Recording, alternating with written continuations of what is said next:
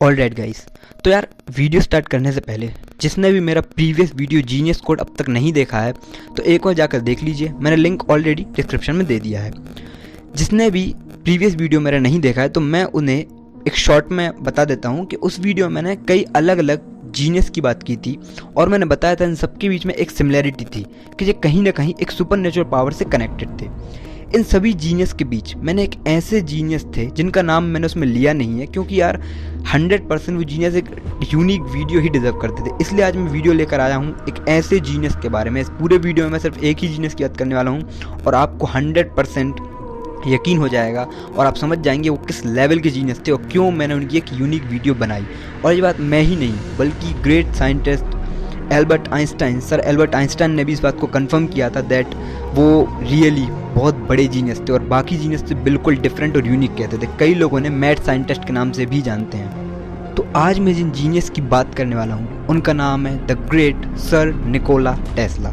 अब मैं जानता हूँ आप में से कई लोगों ने उनका नाम नहीं सुना होगा, पर आज मैं आपको एक सर एल्बर्ट आइंस्टाइन के एक क्वेश्चन के बारे में बताने वाला हूँ जिससे आपको ये तो मालूम चल जाएगा कि सर निकोला टेस्ला किस लेवल के जीनियस थे।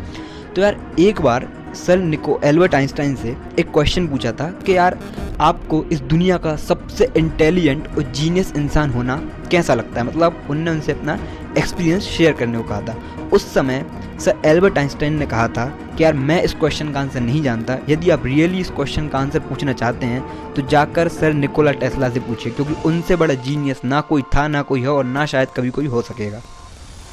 सर निकोला टेस्ला के नाम पर कम से कम 278 पेटेंट्स हैं और इससे ऊपर के हमें पता नहीं, क्योंकि उनके कई सारे पेटेंट्स को मिस्टीरियसली गायब कर दिया गया था। तो हम एग्जैक्ट नहीं जानते, पर कहते हैं मिनिमम तो 278 पेटेंट्स उनके नाम पे। इनमें से alternate current, Tesla coil, remote control, telephorce induction motor, wireless telegraphy etcetera और ऐसे कई सारे अलग अलग पेटेंट्स उनके नाम थे।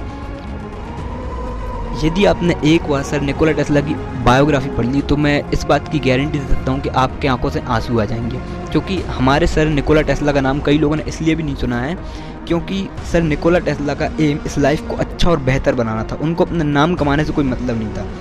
इसलिए उनके ऊपर से एक कोटेशन ही बना है that sir Nikola Tesla understand the universe but they do not understand the world. तो कई अलग ग्रेट जीनियस भी थे उस समय निकोला टेस्ला के संग, जिनने उन्हें नीचा दिखाया, उन्हें गिराया और उनके कई इन्वेंशंस को पूरा भी नहीं होने दिया। और रियली यदि उनके पूरे इन्वेंशन आज कंप्लीट हो चुके होते तो आज हमारी लाइफ किसी नेक्स्ट लेवल पर होती। आज हमारी टेक्नोलॉजी पूरी तरह से एडवांस हो चुकी होती।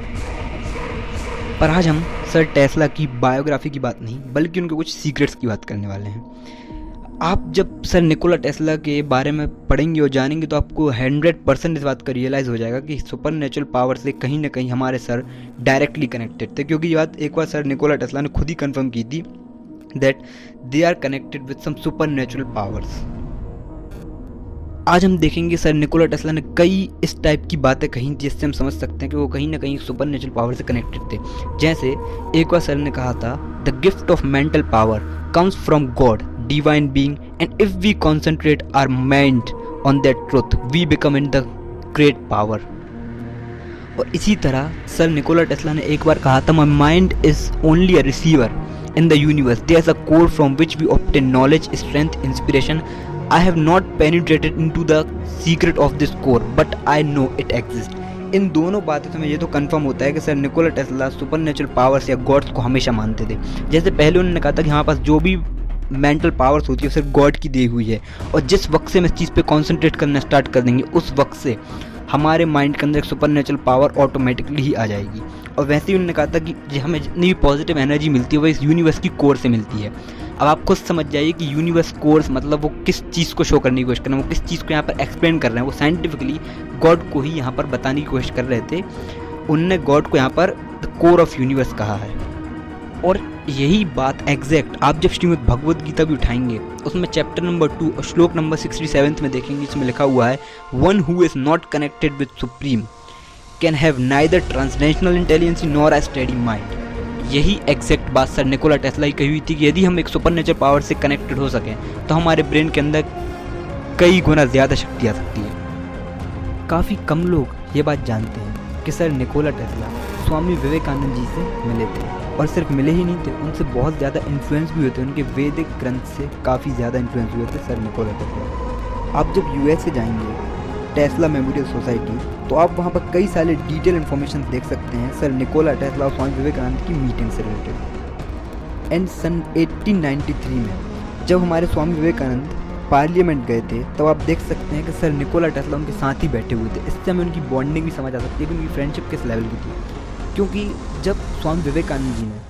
अपनी स्पीच में वैदिक ग्रंथों का वर्णन किया, उस समय सर निकोला टेस्ला उन्हें सुन रहे थे और उनसे काफ़ी ज़्यादा अट्रैक्ट और इन्फ्लुएंस भी हुए थे। उन्होंने उनसे कई लेटर्स में बात की और कई बार मिले हैं और वैदिक ग्रंथ का नॉलेज लिया है। और कहते हैं उसके बाद सर निकोला टेस्ला की लाइफ में ड्रास्टिक चेंज आया था। उसके बाद उन्होंने कई ऐसे इन्वेंशन किए थे जो किसी के बस के नहीं थे करना, और कई साइंटिस्ट ने कहा था ये तो इम्पॉसिबल है, जो सर निकोला टेस्ला ने करके दिखाया था विद द हेल्प ऑफ वैदिक ग्रंथ्स। इसलिए आज भी हम जब टेस्ला कॉइल देखते हैं या टेस्ला सर का ऑसिलेटर देखते हैं, तो उसमें हमें एंशियंट टाइम पीरियड के कई डिज़ाइंस दिखते हैं, कई प्रूफ दिखते हैं। इससे हम ये बात ईजीली एक्सप्लेन कर सकते हैं किस तरह सर निकोला टेस्ला वैदिक ग्रंथ से काफ़ी ज़्यादा अट्रैक्ट हुए थे। इसी तरह सर निकोला टेस्ला ने एक और कहा था, what one man calls God another call the law of physics. और आप जब देखेंगे ऑल्टरनेट करंट की तरफ, तो उस समय सर निकोला टेस्ला ने एक फ्रिक्वेंसी की बात की थी जिसका नाम था रेजोनेंस फ्रिक्वेंसी।